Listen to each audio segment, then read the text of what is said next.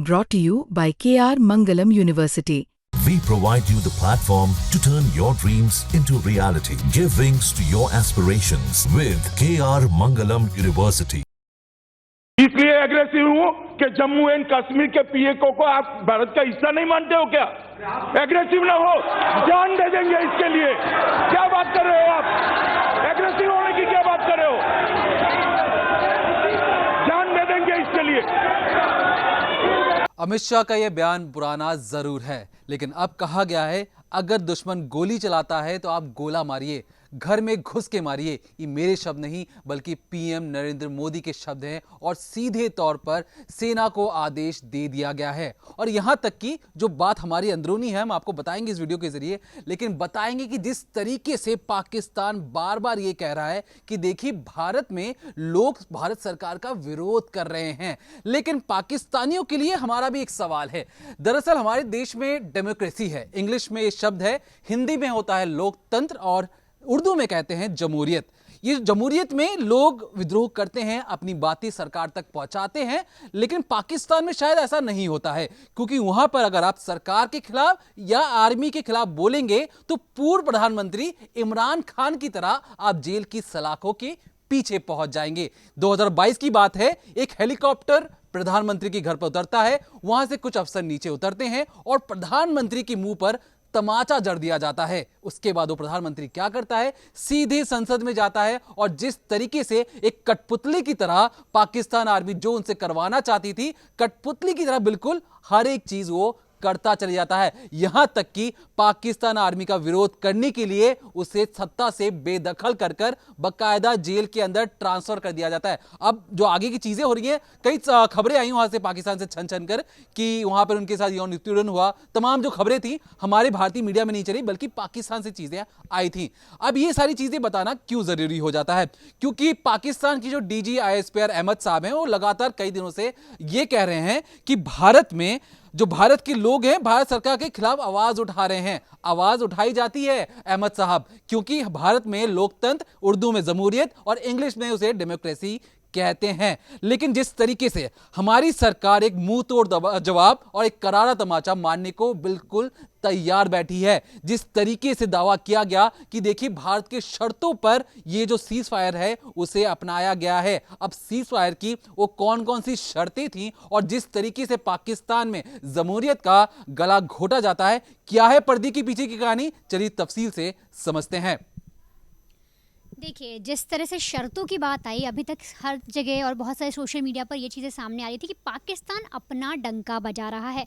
पाकिस्तान हर किसी को ये दिखाने की कोशिश कर रहा है कि भाई इस चीज़ में या जो भी ये चीज़ें हुई हैं, जिस तरीके से इंडिया ने अटैक किया, फिर पाकिस्तान ने अटैक किया, उसमें जीत पाकिस्तान की हुई। लेकिन अब हर एक चीज़ क्लियर कर दी गई है MEA की तरफ से, यानी जो मिनिस्ट्री है भारत सरकार की, उनके सूत्रों के हवाले से बहुत सारी ऐसी चीज़ें सामने आई हैं और अब पता लगा है कि आखिर किन शर्तों पर ये जो सीज़ फायर है ये किया गया है। पहली शर्त क्या है? पहली शर्त है POK, यानी उस POK के अब वापस लिया जाएगा, जिस पर हमेशा जो पाकिस्तान है, जिसने कश्मीर के कुछ इलाके को अधिकृत कर रखा है और बोलता है कि ये तो मेरा इलाका है, हमारा इस पर कब्जा है, अब उसको वापस लिया जाएगा। एक छोटा सा अंश मैं आपको सुनवाती हूँ, फिर बताएंगे कि बाकी की शर्तें क्या हैं। इसलिए एग्रेसिव हूँ कि जम्मू एंड कश्मीर के पीएको को आप भारत का हिस्सा नहीं मानते हो क्या? एग्रेसिव ना हो, जान दे देंगे इसके लिए। क्या बात कर रहे हो आप? एग्रेसिव होने की क्या बात कर रहे हो? जान दे देंगे इसके लिए। अब आप ही समझिए कि आखिर एग्रेसिव कैसे ना रहा जाए। जब अमित शाह खड़े होकर ये बोल रहे हैं कि जान दे देंगे इसके लिए, तो ये वही एक चीज़ है जिसकी शर्त पर ये सीज़ फायर किया गया है।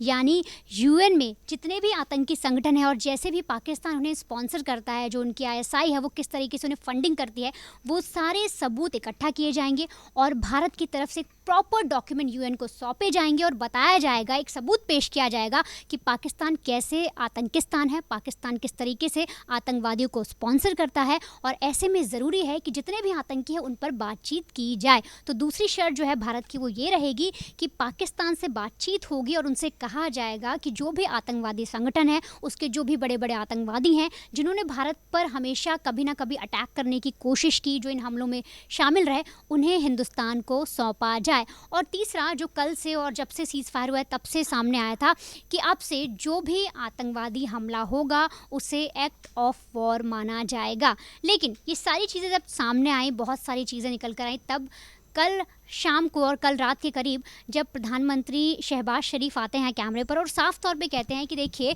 हिंदुस्तान हमको दिखा रहा है कि हम आतंकवादी स्पॉन्सर करते हैं, हमारे देश में आतंकवादी बनते हैं, लेकिन हिंदुस्तान को कोई ये समझाए कि हमारा जो देश है वो खुद दहशत गर्दों से परेशान है। अब उनको ये कोई समझाए कि दहशत गर्द उन्होंने ही पैदा किए हैं, आपके देश में ही वो दहशत गर्द बन रहे हैं। यहाँ तक कि जो उनके फॉरेन चीफ हैं, जो फॉरेन सचिव हैं, वो आकर बोलते हैं कि हिंदुस्तान जो है उसका लोकतंत्र मुझे बिगड़ता हुआ नज़र आ रहा है, खतरे में दिख रहा है। तो अब आप ये समझिए कि वो देश जहाँ पर हमेशा अक्सर जो सेना है वो तख्ता पलट करती है, वहाँ पर जो सेना है वो हमेशा सरकार पर हावी रहती है, वहाँ के जो फॉरेन सचिव हैं वो आकर बोलते हैं कि भारत का लोकतंत्र खतरे में है, वहाँ की डेमोक्रेसी खतरे में है। और तो और ये कहा जाता है कि देखिए, हिंदुस्तान जो है उसमें कभी भी कुछ हो सकता है, वहाँ पर हमेशा तख्ता पलट हो सकता है। ऐसी बातें वहाँ के फॉरेन सचिव ने कल ही कही हैं।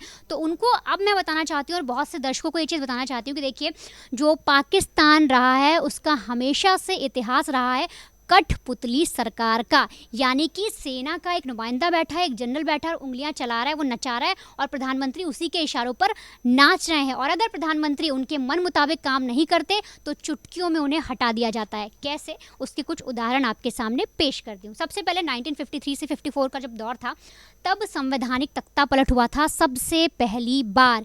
यहाँ से शुरुआत हुई पाकिस्तान का जो इतिहास है उसकी, जिसमें तख्ता पलट एक बहुत ही इम्पॉर्टेंट नाम बन गया। उस वक्त के जो जनरल थे गुलाम मोहम्मद, उन्होंने ख्वाजा निज़ामुद्दीन प्राइम मिनिस्टर थे उस वक्त के, उनका तख्ता पलट किया था क्योंकि उन्होंने बात नहीं मानी थी। उन्होंने एक शर्त रखी, उन्होंने बताया कि आप सेना में मुझे इस तरीके से पद दीजिए, सेना की जो रिक्रूटमेंट है वो इस तरह से होनी चाहिए, मेरी फैमिली को आना चाहिए। तब जाकर जब प्रधानमंत्री ने बातें नहीं मानी गई, तब तख्ता पलट की शुरुआत हुई। अब अगले साल पर बढ़ते हैं, यानी 1958। इस वक्त जो मेजर थे इश्किंदर अली थे और जो पीएम थे वो थे फिरोज़ खान, उनको भी हटा दिया गया था। और तब इश्किंदर अली जो मेजर थे, उन्होंने अपने साथी यानी कि जनरल अयूब खान को प्रधानमंत्री बनाया था पाकिस्तान का। अगली बार आते हैं 1971। ये इस वक्त सबसे बड़ा विद्रोह हुआ था सेना का, यानी इस वक्त जो सेना है बहुत ज़्यादा उग्र हो गई थी पाकिस्तानी सरकार पर। और तब जो भुट्टो थे, जिनका नाम है जुल्फ़िकार अली भुट्टो, उनको हटाया गया था। सेना इतनी ज़्यादा आतुर हो गई थी, उनके पीएम आवास तक पहुंच गई थी और बहुत ज़्यादा उस वक्त आक्रोश हुआ था पाकिस्तान के अंदर। अगली बात करते हैं 1977 में। इसमें जो जुल्फ़िकार अली भुट्टो थे और जियाउल हक का जो किस्सा है बहुत ज़्यादा फेमस है। अब यहाँ पर समझिए पाकिस्तान का जो इतिहास है उसमें क्या हुआ है कि ऐसे में एक प्रधानमंत्री को फांसी के तख्ते तक पहुंचा दिया गया। जो जनरल मेजर हैं, जो आर्मी की कमान संभालते हैं, जो उनके हेड ऑफ द डिपार्टमेंट हैं, उन्होंने प्रधानमंत्री को फांसी के तख्ते तक पहुंचा दिया। इसके बाद आगे बात करें परवेज़ मुशर्रफ, ये काफ़ी फेमस है और बहुत ज़्यादा इतिहास में इसका नाम भी है। इसमें दरअसल चीज़ें हुई थी कि जब कारगिल युद्ध हुआ था उस वक्त में ये माना गया पाकिस्तान के अंदर कि जो मुशर्रफ हैं वो फेल हो गए, उनकी सेना फेल हो गई क्योंकि हिंदुस्तान ने उन्हें करारी शिकस्त दी थी। तो ऐसे में नवाज शरीफ ने प्लानिंग की, इंटरनल प्लानिंग की थी कि मुशर्रफ को हटाकर किसी और को जनरल बनाया जाएगा। और इसकी भनक देने वाले कोई और नहीं, शहबाज शरीफ ही थे जिन्होंने इसकी भनक मुशर्रफ तक पहुंचा दी थी अपने भाई के खिलाफ ही। और इसके बाद जो मुशर्रफ है उन्हें अंदरूनी चीज़ें पता लग जाती है, अंदरूनी पॉलिटिक्स पता लग जाती है और फिर वो साजिश रचते हैं, सेना को अपने अंडर करते हैं और समझाते हैं किस तरीके से नवाज शरीफ पर अटैक करना है। यहाँ तक कि वो सेना को भड़काते हैं, वो समझाते हैं कि अगर आप लोगों ने अपने प्रधानमंत्री का साथ दिया तो कहीं का नहीं रहोगे, आप पर भारत फिर से अटैक कर देगा और आपको अपने अंडर कर लेगा। तब जाकर तख्ता पलट हुआ। नवाज शरीफ के जो आवाज़ था वहाँ तक जो आर्मी थी वो घुस गई थी, उनके साथ उन्हें खींचा गया था। यहाँ तक कि कई रिपोर्ट्स में ये भी आया कि उन्हें मारा भी गया था। फिलहाल इसकी पुष्टि नहीं हुई है पर कुछ रिपोर्ट्स में ये बातें कही गई थी। तो ये नवाज शरीफ का भी बहुत फेमस किस्सा है। लेकिन ऐसे में ये समझना भी बहुत ज़रूरी है कि पाकिस्तानी सेना जो है वो इतनी ज़्यादा हावी क्यों रहती है। जिस तरह से वहाँ के जो फॉरेन सचिव हैं उन्होंने आरोप भारत पर लगा दिया, भारत की डेमोक्रेसी पर पिन चुभाने की कोशिश की है, पर वो खुद का इतिहास नहीं देख रहे। उन्हें नहीं समझ में आ रहा कि जो पाकिस्तान है उसकी हिस्ट्री कैसी रही है और उसकी की जो हिस्ट्री यानी ऐतिहासिक हिस्ट्री जिस तरह से रही है, वो सबसे इम्पॉर्टेंट रीज़न है कि वहाँ की जो सेना है बेहद मजबूत है। और अगर दूसरी सबसे बड़ी बात करूँ तो देखिए, जैसे भारत है, भारत में अलग अलग डिपार्टमेंट हैं, कई सारे बिजनेस हैं और सभी बिजनेस को चलाने वाले अलग अलग लोग हैं।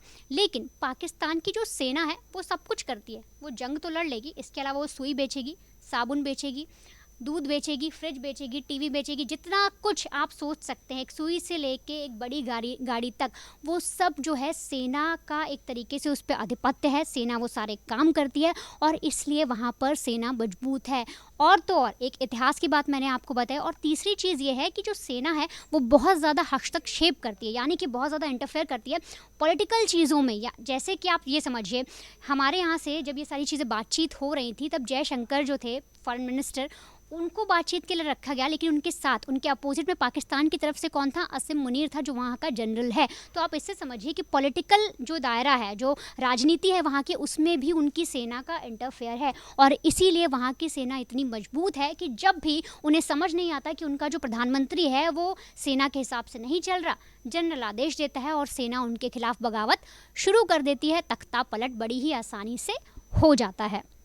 अब देखिए, जिस तरीके से बातचीत सामने आपको समझ में आ चुकी होगी कि पाकिस्तान में जो लोकतंत्र का गला घोट कर हमेशा उसे रौंदा जाता है, इस रौंदने की कहानी में पाकिस्तान आर्मी को इस जंग की हालात के बीच में कोर्ट से एक नया आदेश मिलता है, एक ऐसी असीम ताकत मिल जाती है जिसके बाद कहा जाता है कि पाकिस्तान आर्मी अगर अपने मिलिट्री कोर्ट में किसी भी सिविलियन को सजा सुनाती है तो वो सिविलियन किसी भी कोर्ट में जाकर उसे चैलेंज नहीं कर सकता है। पाकिस्तानी मिलिट्री कोर्ट का जो ऑर्डर होगा उसे ही फाइनल माना जाएगा। अब ऐसे में अगर पाकिस्तान आर्मी हमारे जैसे जो दुनिया का जो सबसे बड़ा लोकतंत्र है, जमहूरियत है, अगर मैं पाकिस्तानियों की भाषा में बात करूं, तो अगर उन्हें ये चीज समझ में नहीं आ रही तो समझ ले, जो पाकिस्तान जिनकी कहा जाता है कि वहां पर कोई भी सरकार 5 साल भी टिक नहीं पाती, 5 साल से पहले तख्ता पलट हो जाता है, पाकिस्तान आर्मी काबिज हो जाती है। ऐसी सरकारें, ऐसा देश ज्ञान ना दे भारत जैसे देश को जहां पर लोकतंत्र एक मजबूत नींव है। लेकिन जिस तरीके से यह पाकिस्तान आर्मी किस तरीके से दीमक लगा के खोखला करती जा रही है, उसमें जो सबसे बड़ा हाथ है खोखला करने में, वो हाथ है चाइनीज का। जो चीनी है, चीनी किस तरीके से मीठी स्वीट पॉइजन की तरह मीठा जहर दे दे के पाकिस्तान को अंदर ही अंदर खोखला कर रहे हैं। और इस चाइना का मोटा पैसा पाकिस्तान के अंदर लगा है। चाइना पाकिस्तान इकोनॉमिक कॉरिडोर जो पाकिस्तान में जो कश्मीर है, पाकिस्तान ऑक्युपाइड कश्मीर, वहां से निकलकर सीधा कराची पोर्ट तक बलूचिस्तान से होते हुए जाता है। किस तरीके से रोड बनाने के नाम पर, किस तरीके से अस्पताल बनाने के नाम पर पाकिस्तान को अंदर से कंगाल किया जा रहा है, बिल्कुल एक डिटेल रिपोर्ट आज आपके सामने पेश करते हैं। दीपक देखिए, पाकिस्तान ना एशिया का सुल्तान बन जाएगा, ठीक। पाकिस्तान दुबई जैसा बन जाएगा, सिंगापुर से अच्छी उसकी इकॉनमी हो जाएगी। ये सारे वादे किए गए थे 20 अप्रैल 2015 को इस्लामाबाद में दस्तखत करते वक्त, जब शी जिनपिंग जो है इस्लामाबाद दौरे पे गए थे। उस टाइम पे उन्होंने CPEC प्रोजेक्ट को लेके साइन वगैरह किया और बाकी सारी बातें बोली। 10 साल पहले की बात है ये। उस टाइम पे सारे वादे किए, सारी बातें हुई कि हम इतने ऐसे प्रोजेक्ट बनाएंगे, सब कुछ होगा। और इस प्रोजेक्ट को बनाने में तकरीबन 50 अरब से ज़्यादा का निवेश चाइना कर चुका है अंदर, जिसके अंदर इस प्रोजेक्ट के तहत चीन में अभी तक पाकिस्तान में ऊर्जा प्रोजेक्ट्स, एयरपोर्ट्स, बंदरगाह बनवाए हैं, लेकिन ये तमाम प्रोजेक्ट जो हैं नाकाम हो चुके हैं, हकीकत में फेल हो चुके हैं। इनका कमर्शियल फ़ायदा बिल्कुल नहीं मिल पा रहा है। साथ ही साथ मैं आपको बताऊं, निकोई एशिया ने आधिकारिक आंकड़ों का हवाला देते हुए अपनी रिपोर्ट में कहा था ये बात कि $25.4 बिलियन की लागत वाले 38 CPEC परियोजनाएं पूरी हो चुकी हैं, जबकि 23 ऐसी परियोजनाओं पर काम चल रहा है, जिसके अलावा 31 ऐसे प्रोजेक्ट हैं जिनकी लागत तकरीबन $22 अरब है। अब तो आप सोचिए कि किस हद तक चाइना उसमें इन्वेस्ट कर चुका है। साथ ही साथ आपको याद होगा, चाइना जब भी पैसा इन्वेस्ट करता है वो डायरेक्टली इंडिया से थ्रेट, उसे पता है कि उसका इंडिया से है, लेकिन डायरेक्टली वो इंडिया से उस टाइम पे नहीं कर सकता है। तो वो पाकिस्तान का सहारा लेके सारी चीज़ें अपने प्रोजेक्ट्स का कर रहा है। और वो कहीं ना कहीं पाकिस्तान को सपोर्ट भी इसी वजह से करता है कि वक्त आने पे वो पाकिस्तान की मदद से इंडिया के ऊपर कहीं ना कहीं दबाव बना सके, ऐसे हालात पैदा कर सके कि इंडिया पाकिस्तान के साथ अपने आपसी जो रिश्ते हैं उसी में लगा रहे, और दूसरी साइड पाकिस्तान को वो सपोर्ट कर सके, अंदर ही अंदर इंडिया को नुकसान पहुंचाता रहे। अगर मैं बात करूं प्रोजेक्ट्स की, कि जो जितने भी प्रोजेक्ट्स आ रहे हैं, तो आपको मैं बताऊं, बलूचिस्तान के ग्वादर में बंदरगाह का निर्माण शुरू करते हुए चीन ने पाकिस्तान से वादा किया था कि ग्वादर जो है भविष्य में सीपीसी का मुकुट रत्न होगा, लेकिन अभी जो वहाँ का हाल है वो ये है कि 10 साल बीतने के बाद भी ग्वादर पोर्ट का एक हिस्सा अंधेरे में डूबा हुआ है, क्योंकि उन लोगों के पास वहाँ के बिजली के बिल पे करने के भी पैसे नहीं हैं। इतने ही नहीं, आपको बताऊं, कारोबार वहाँ पे होता है ग्वादर पोर्ट में, लेकिन वो इतना मामूली और इतने कम लेवल पे होता है कि उससे जो प्रॉफिट आ रहा है ना, वो उसका ऐसा है कि जैसे ऊँट के मुंह में जीरा, पैसा वहाँ से बिल्कुल नहीं है। लेकिन पाकिस्तान एक आलाप रागने पे लगा रहता है कि चाइना हमारी मदद करता है, चाइना हमारी ये करता है। और जैसे वर्णिता ने अभी बताया, शहबाज शरीफ वो इंसान है जिसने परवेज़ मुशर्रफ को अपने भाई की पूरी जानकारी दी। तो शहबाज शरीफ तो है ही वो दोगला इंसान, क्योंकि वो इतना बड़ा दोगला है जो अपने भाई को, सोचिए, उस लेवल पे जाके धोखा दे सकता है कि वो परवेज़ मुशर्रफ के साथ जाके मिल गया था कि भाई की सरकार पलट जाए, तो वो अपने मुल्क का क्या होगा।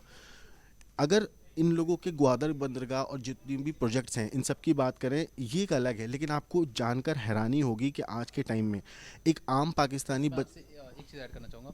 देखिए, ये जो ग्वादर पोर्ट इसलिए अहम हो जाता है क्योंकि जो चाइनीज़ हैं, चाइना साउथ चाइना सी के जरिए अरब सागर से होते हुए इंडियन ओशन तक आता है, और तब जाकर जो मिडिल ईस्ट वाले देश हैं वहाँ तक उसकी बिजनेस करने का तरीका था। तो चाइनीज़ को लगा कि क्यों ना हम रोड के जरिए कश्मीर होते हुए ग्वादर पोर्ट तक आए, ग्वादर पोर्ट के जरिए हम मिडिल ईस्ट के पर जाके बिजनेस कर लें। बहस छोटा सा रास्ता है, जहाँ घूमने की जरूरत नहीं कि आप अरब सागर से निकलेंगे, इंडियन ओशन से निकलेंगे, साउथ चाइना सी के थ्रू बीजिंग पहुंचेंगे। अब सीधे तौर पर सड़क बना रहे थे, और इस सड़क पर सबसे बड़ा धक्का किसने दिया है? बलूचियों ने दिया है। बलूचियों ने धमकाया चाइनीज को कि आप हमारे यहाँ रहकर हमारे मिनरल्स का, हमारे रिसोर्सेज का गलत फायदा उठा रहे हैं, हमारे यहाँ से लूट कर पैसा आप चाइना लेके जा रहे हैं। और इसलिए आप बार बार देखते होंगे कि पाकिस्तान के अंदर जो चाइनीज मारे जाते हैं, जो आतंकवादी हमला वहां पर होता है, बलूची जानबूझकर चाइनीज को पसंद नहीं करते हैं, और इसलिए कहीं ना कहीं पाकिस्तान आर्मी को चाइनीज की सुरक्षा के लिए, जो वहां पे लेबर आते हैं उनकी सुरक्षा के लिए अपनी आर्मी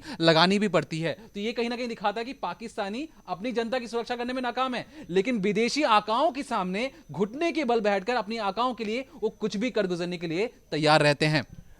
आपने ठीक कहा, लेकिन आपको जानकर ये भी हैरानी होगी, एक तो सीपीसी प्रोजेक्ट इनका चल ही रहा था, ये नाकामयाब हो चुका है, और ये बात पाकिस्तान के जो अधिकारी हैं ये भी जानते हैं, इंटरनेशनल मीडिया में भी ये बात पूरी तरीके से आ चुकी है कि इन लोगों का सीपीसी प्रोजेक्ट जो है वो बिल्कुल नाकाम हो चुका है। वजह आपने अभी जस्ट बताई, लेकिन उसके बावजूद चाइना ने सीपीसी 2.0 भी लॉन्च भी किया इसमें, जिसके तहत इन लोगों ने, चीनी अधिकारी इस बात का कोई जवाब नहीं देते कि बीजिंग ने फंड करना क्यों बंद कर दिया था, लेकिन उन्होंने लॉन्च ज़रूर किया इस चीज़ को लेके। साथ ही साथ आपको एक चीज़ और बताऊं, पाकिस्तान में जब कोई बच्चा पैदा होता है तो उसके सर पे 86.5 हज़ार रुपये का कर्ज होता है।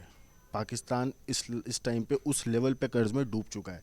हाँ, पैदा होते के साथ ही किसी भी बच्चे के सर पे 86,000 रुपये का कर्ज है, और वर्ल्ड IMF के जो लोन लेने के वाले हैं उसमें आई थिंक ये तीसरे नंबर पे है, ये मुल्क बन चुका है जो IMF से लोन लेता है। वहीं चीन तो इसको लोन देता ही है, साथ ही साथ सऊदी अरब भी इसको सबसे ज़्यादा लोन देता है। तकरीबन 7% जो लोन है वो जो चीन के बाद 7% लोन जो कर्ज देता है या उधार देता है पाकिस्तान को, तो वो सऊदी अरब है। तो ऐसा नहीं है कि सिर्फ चाइना उसको सपोर्ट करता है, सऊदी अरब भी करता है। और इसी वजह से आपने देखा होगा कल जो शहबाज शरीफ ने प्रेस कॉन्फ्रेंस करी, उसने सब मुल्कों का थैंक यू बोला कि ये मेरे भाई हैं, ये मेरे ये हैं। तो जाहिर सी बात है, जब भीख मांग मांग के उनका एक जुगाड़ चल रहा है, उनकी दुकान चल रही है, और वो पैसा जहाँ से भी आता है वो जाता है किस काम के लिए? हथियार खरीदने के लिए, आतंकवाद को बढ़ाने के लिए, भारत में टेररिज्म फैलाने के लिए। साथ ही साथ ये सारी चीज़ें जब बढ़ती हैं ना, तो वो उस लेवल पे बढ़ जाती हैं कि इन लोगों को अपनी फ़िक्र तो है नहीं, क्योंकि इन्हें पता है कि हम पैसे वैसे लेके अपना विदेश में जाके सेटल हो जाएंगे। क्योंकि आप इतिहास देखिए इनको उठा के, जितने भी इनके पुराने पहले के पूर्व जो इनके प्रधानमंत्री या राष्ट्रपति रह चुके हैं, वो सारे के सारे अपना टेन्योर पूरा करने के बाद कोई दुबई जाके बैठ जाता है, कोई सऊदी जाके चले जाता है, कोई UK चले जाता है, कोई यूरोप में कहीं चले जाता है, और उसके बाद वहाँ जाके ये लोग बस जाते हैं। देश कहाँ रहता है? देश उसी धरल्ले पे रहता है जहाँ से उनकी शुरुआत हुई थी। ये प्रोजेक्ट भले ही कितने शुरू कर रहे हैं, आपको हाल ही में याद होगा चाइना के अंदर बलूच लोग जो थे उन्होंने चाइनीज़ लोगों के ऊपर कई हमले किए थे, जिसके बाद चाइना ने काफ़ी सख्त कदम उठाए थे, और शाहबाज सरकार को, पाकिस्तान गवर्नमेंट को क्लियर कट बोला था कि हम अपनी आर्मी भेजेंगे अपने लोगों की हिफाजत करने के लिए। उस टाइम पे इन लोगों ने मना कर दिया, नहीं हम लोग नहीं कर पाएंगे, हम लोग कर लेंगे, ये सारी चीज़ें हुई। लेकिन उसके बावजूद वहाँ पे आज भी जो वहाँ के चाइनीज़ वर्कर हैं जो काम करने चाइना से पाकिस्तान में आए, उनकी सिक्योरिटी करने के लिए पाकिस्तान गवर्नमेंट ने अपने फौजियों को लगा रखा है। तो सोचिए पाकिस्तान में आम लोगों की हिफाजत नहीं कर रहा है, वो उन लोगों की हिफाजत कर रहे हैं जो दूसरे मुल्क से आके वहाँ काम कर रहे हैं। अपने मुल्क के लोगों के लिए खाने के लिए पैसा नहीं है, लेकिन दूसरे मुल्क के लोगों के लिए वो A+Z+ सिक्योरिटी दे रहे हैं ताकि उनको खरोच भी ना, क्योंकि पाकिस्तान को पता है कि अगर उनको खरोच भी आ गई तो हमारे जो जेबें भरी जा रही हैं ना, जहाँ से जो हमें इंसान पैसा दे रहा है वो नाराज़ हो जाएगा। और जाहिर सी बात है जो इंसान आपको पैसा दे रहा है उसके बारे में वो ज़्यादा सोचेंगे, क्योंकि वहाँ की आर्मी बगैरत है, ढीठ है। उन लोगों के लिए सिर्फ पैसा मायने रखता है, अपने मुल्क के लोगों के लिए, अपने कौम के लोगों के खून की उन्हें कोई परवाह नहीं है। भारत को लेके ये लोग बोल रहे थे, और सबसे बड़ा झूठ तो इन पाकिस्तान के इन्हीं के अपने दोस्त चाइना ने अभी साबित कर दिया। नूर खान बेस के ऊपर इन्होंने पहले बोला शाहबाज ने, हमें तो कुछ नहीं हुआ, भारत के जो प्लेन आए थे हमने उनको गिरा दिया, हमने ये कर दिया। 10 झूठ बोले उन्होंने मीडिया में आके। असलियत खोल दी चाइना ने, जब नूर खान बेस की सैटेलाइट इमेजेस आई, जिसमें खुद उनकी सैटेलाइट की इमेजेस हैं जिसमें बिफोर और आफ्टर दोनों इम्पैक्ट दिखाए गए, और वो क्लियर कट दिखाते हैं कि भारतीय सेना ने अंदर घुसकर, भारतीय वायुसेना ने किस हद तक इन्हें चोट किया, किस हद तक इन्हें टारगेट बनाया। चाहे तो आप हम लोगों ने वीडियोस इसमें काफ़ी सारी आई हैं, फ़ोटोज़ हमने रफ़ीक एयरबेस की फ़ोटोज़ आई हैं जिसमें बाकायदा गड्ढा हो गया है, इतना बड़ा गड्ढा जिसमें पूरा का पूरा पाकिस्तान की करप्ट जितने भी नेता हैं, लोग हैं, ऑफिसर्स हैं, वो सारे उसके अंदर दफन हो जाएंगे। उसके बाद भी जगह इतनी बचेगी कि ये लोग वहाँ पे और 10,000 लोगों को भर सकते हैं। उस लेवल का तो गड्ढा कर दिया। कई फ़ोटोज़ दोस्तों ऐसे आए, शाहबाज जो एक बेस का आया था, और ये बैकबोन है इन लोगों की, रीढ़ की हड्डी है, क्योंकि वहाँ से इनके न्यूक्लियर वेपन्स की पूरा का पूरा एक तरीके से ट्रांसपोर्टेशन हो सकता है। तो उस वजह से भारतीय सेना ने इनके उसी जगह को सबसे पहले टारगेट किया जहाँ से ये लोग अपने जो हैवानियत भरे कारनामे थे उसको अंजाम देने का प्लान बना रहे थे। पाकिस्तान पैसे के लिए वो खुद को तो बेचते ही नहीं है, वो अपने मुल्क के लोगों को बेचते हैं, वो अपने मुल्क के आने वाले बच्चों के भविष्य को बेचते हैं, वो अपने मुल्क के रहने वाले उन गरीबों का खून बेचते हैं चाइना को या और अलग अलग मुल्कों, आतंकवादियों को, ताकि इनकी अपनी रोटियां चल सकें, इनकी अपनी अय्याशियां हो सकें, इनकी अपनी औलाद जो है वो दुनिया के दूसरे बड़े बड़े मुल्कों में जाके अय्याशियां कर सकें। लेकिन पाकिस्तान की आम जनता हो, आम लोग हों, वहाँ के रहने वाले हों, उनकी इन्हें कोई फिक्र नहीं है। इन्हें सिर्फ पैसे से मतलब है, मुल्क चाहे बाढ़ में। पाकिस्तान, ये लोग जो देशभक्ति का कहते हैं कि पाकिस्तान जिंदाबाद, पाकिस्तान ये, पाकिस्तान वो सिर्फ लोगों को बरगला रहे हैं, वहाँ के लोगों के, कहीं वहाँ के लोग चप्पल उठा के इन्हें पीट ना दें। अब शहबाज शरीफ को देख लिए कैसे आके इन्होंने बोला हम खून की आखिरी बूंद तक लड़ेंगे। खून बचा हो इनके पास तब ये लड़ेंगे। इन्होंने हरकतें ऐसे करी हैं कि इनके अंदर क्योंकि इंसान है नहीं, जिस हिसाब से हैवानियत करते हैं और टेररिज्म को प्रमोट करते हैं, टेररिज्म को सपोर्ट करते हैं, और उस सपोर्ट को उस लेवल पे जाके ये करते हैं कि इन्हें सही और गलत में फ़र्क नहीं पता चलता। लेकिन हाँ, अटैक करने से टाइम पे इन्हें अपना मुल्क याद आ जाता है।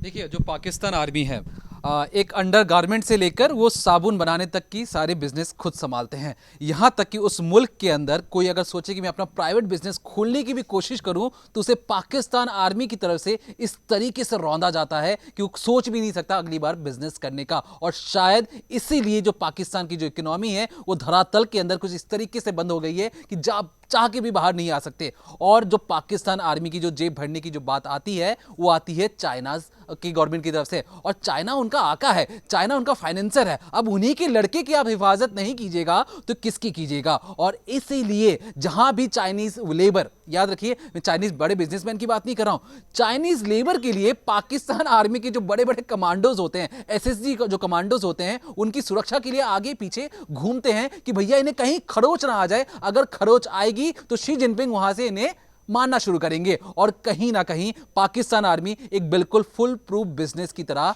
काम करती है। अब काम कैसे करती है? आपने देखा होगा जो भी भारतीय सेना में रिटायर होते हैं उनके आलीशान एक दो कोठी होती है या घर पे रहते हैं, लेकिन जो पाकिस्तान आर्मी के जो बड़े बड़े जनरल रिटायरमेंट के बाद कहां रहते हैं, कभी गूगल करके देखिए, स्टडी कीजिए उनके बारे में, तो पता लगेगा लंदन में उनके पास घर है, आलीशान महल खरीद रखा है, अमेरिका में घर खरीद रखा है, यूरोप में जाके सेटल हो जाते हैं। ऐसा कैसे होता है? क्योंकि अगर पाकिस्तान आर्मी में अगर आप अच्छे पद पर चले जाते हैं तो जितने भी वहां पे फैक्ट्रीज होती हैं उसके आप एमडी बना दिए जाते हैं, यानी मैनेजिंग डायरेक्टर बना दिए जाते हैं। अब आपको पेंशन तो मिल ही रहा है, साथ ही साथ एमडी होने के नाते आपको वहां से भी एक मोटा मुनाफा मिलता है। कंपनी के जो शेयर होते हैं जो पाकिस्तान आर्मी संभालती है उसके पैसे भी पाकिस्तान आर्मी अफसरों के पास जाते हैं। और इसीलिए रिटायरमेंट के बाद उन्हें लगता है कि जो दलदल में फंसे पाकिस्तानियों के साथ रहने से अच्छा है यूरोप में जाकर हरे हरे पहाड़ों के बीच में अपना घर लिया जाए और वहीं पर रहा जाए।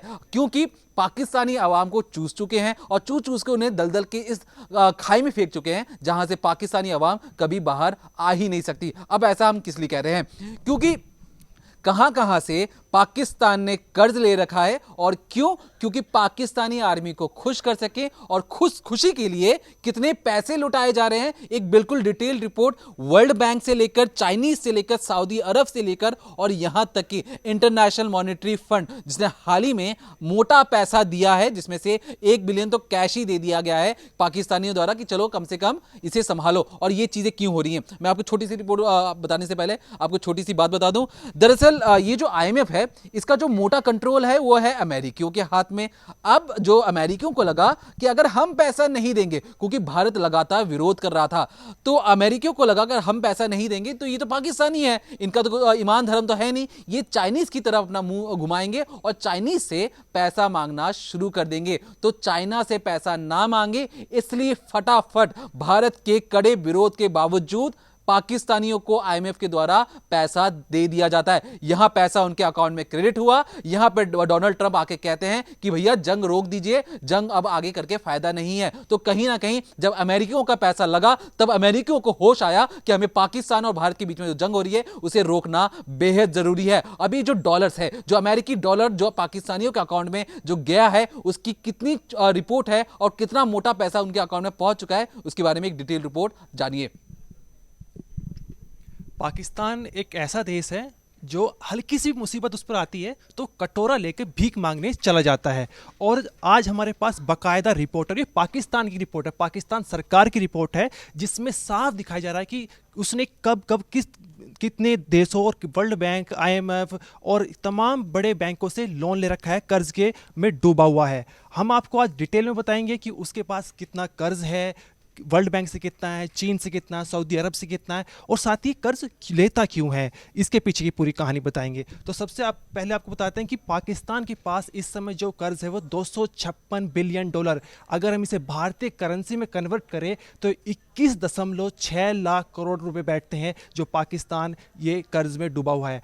ये पाकिस्तान की कुल GDP का 67% है। साथ ही अब बात आती है कि किस किस देश से और कहाँ से इसने वो लोन लिया हुआ है, कितना लोन इसके पास है। सबसे पहले जो इसका आका है चीन के ने इसे 28.27 बिलियन डॉलर यानी 2.42 लाख करोड़ रुपए का जो विदेशी कर्ज दिया हुआ है। ये 2024 तक की बात है। सऊदी अरब से है, 2024 तक इसने 77.2 हजार करोड़ रुपए कर्ज लिया हुआ है। और IMF यानी इंटरनेशनल मॉनेटरी फंड से दिसंबर 2024 तक जो है वो इसने 64,000 करोड़ रुपए का फंड लिया हुआ है। लेकिन इसकी शुरुआत कहाँ से होती है? इसकी शुरुआत होती है 1958 से। 1958 में ये पहली बार IMF के सामने गया था भीख मांगने कि हमें जो है थोड़ा पैसे दे दीजिए। तब से लेकर अब तक जो है 15 बिलियन डॉलर जो है वो इसने कर्ज लिया हुआ है। अगर भारतीय करेंसी में कहें तो इसे 1.3 लाख करोड़ रुपए बैठते हैं। 25 बार समझौते हो चुके हैं, 25 बार जो है ये कर्ज ले चुका है। अब पाकिस्तान जो है वो जैसे हमने आपको बताया कि 21.3 लाख करोड़ रुपए का कर्ज इसने लिया हुआ है। तो उसमें विदेशी कर्ज आता है कुछ और कुछ आता है घरेलू कर्ज। घरेलू कर्ज आता है वो 14.3 करोड़ आता है और विदेशी कर्ज आता है 7.3 करोड़ रुपए। और इसमें जो 7.3 करोड़ रुपए है ये अलग अलग लिया हुआ है इसने। वर्ल्ड बैंक से इसमें 24% का लोन लिया हुआ है, चीन और सऊदी से 21% का है, 10% इसने IMF से लिया हुआ है, एशियन डेवलपमेंट बैंक से 18%, ग्लोबल बॉन्ड से 8%, पेरिस क्लब से 7%, कमर्शियल क्लब से 6% और जो अन्य सोर्स है उनसे 6%। यानी जितने भी बड़े बैंक हैं दुनिया में सबके पास ही भीख मांगने के लिए चला जाता है कि हमें जो है थोड़ा पैसे दे दीजिए। अब इसके साथ आता है कि ये इतना कर्ज लेता क्यों है समय समय पर। तो इसमें सबसे बड़ी चीज़ आती है कि ये कर्ज में इस तरह फंस चुका है कि कर्ज को चुकाने के लिए कर्ज लेता है। उदाहरण के रूप में हम आपको बता दें कि 2020 में इसने चीन से जो है 12.6 हजार करोड़ रुपए कर्ज लिया था और उसमें से 8.4 हजार करोड़ रुपए इसने सऊदी अरब को दे देते एक किस्त चुकाने में। यानी 12.6 हजार में से 8.4 हजार करोड़ जो है इसने सऊदी अरब को दे देते किस्त चुकाने के लिए। ये कर्ज के उसमें इतना जाल में फंस चुका है कि ये इसका बाहर निकलना सदियों तक मुश्किल है। अब आप देखिए दूसरा जो रीज़न है जो इतना कर्ज लेता है वो पेट्रोलियम प्रोडक्ट्स हो सकते हैं। गैस का एक बहुत बड़ा हिस्सा ये इंपोर्ट करता है बाहर से, इसके लिए कर्ज लेता है। साथ ही जो ये ऑफिशियली इसने पाकिस्तान अनाउंस नहीं कर रखा है, लेकिन सभी को पता है कि आतंकवाद को पनाह देने के लिए, भारत में आतंकवाद फैलाने के लिए ये कर्ज लेता है, अपने उसको बढ़ाता है। ये हमारी एक डिटेल रिपोर्ट थी जिसमें हमने आपको बताया था कि जो है भारत ने कहां कहां से किन किन वर्ल्ड बैंक और किन किन देशों से कर्ज लिया हुआ है। देखिए, जो पाकिस्तानी जो भी नया बच्चा, दूध मुहा बच्चा जन्म लेता है, उस पर 86,000 रुपए का पहले से ही कर्ज उसके सिर पर आ जाता है, क्योंकि जो उनके सरकार है, जो उनके माता पिता हैं, उन्होंने ऐसी सरकार को चुना है जो सिर्फ और सिर्फ भीख के पैसों से पाकिस्तान को चलाना जानती है। और इस भीख में मिले हुए पैसों का, भीख में मिले हुए आटे का, भीख में मिले हुए पेट्रोल का सिर्फ और सिर्फ पाकिस्तान आर्मी अपनी गाड़ियों में पेट्रोल भरकर आतंकवादी पैदा करने का काम करती है। और इसलिए यह मुल्क ना कभी तरक्की कर पाता है। और इसी मुल्क में अमेरिका घुसकर दुनिया का नंबर 1 आतंकी, दुनिया का नंबर 1 या मोस्ट वांटेड आतंकी ओसामा बिन लादेन को आर्मी कैंपस के ठीक बगल से उसे उठाकर ले जाती है। तो कहीं ना कहीं एक फेल्ड नेशन, एक फेल्ड मुल्क जो दुनिया भर को डेमोक्रेसी, लोकतंत्र का ज्ञान देता है, खास तौर पर भारत को, और इसलिए उसे करारा जवाब और एक करारा तमाचा मारना बेहद जरूरी